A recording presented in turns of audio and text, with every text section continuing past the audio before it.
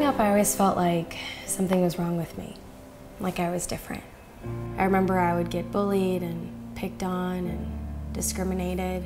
When I was 10 years old, I remember it was the last day of school and I was so excited to go out and play. And I was sitting on my bike in a cul-de-sac with all my friends, and this kid came out and just started kicking my tire. I fell face first into the ground, scraping the entire right side of my face.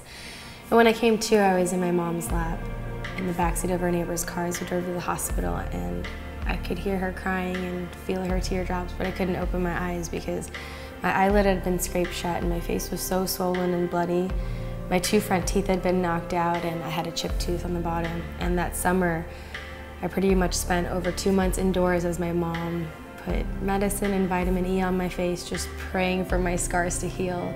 Experiences like that made me grow up really insecure and scared and feeling inadequate. I always felt worthless and just not good enough. And I thought there was something wrong with me because I was picked on and bullied. And it wasn't until I got older that I started falling in love with acting and performing and finding joy in, I guess, the arts. And I always felt like maybe I fell in love with acting because it was a way to escape and be somebody else and pretend to walk in someone else's shoes.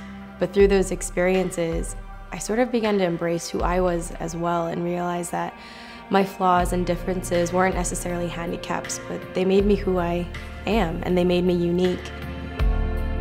I want to encourage you and remind you that you're worth it and you're enough, no matter what people say and how many people tell you no or tell you that you're not good enough, you're not pretty enough, you're not smart enough.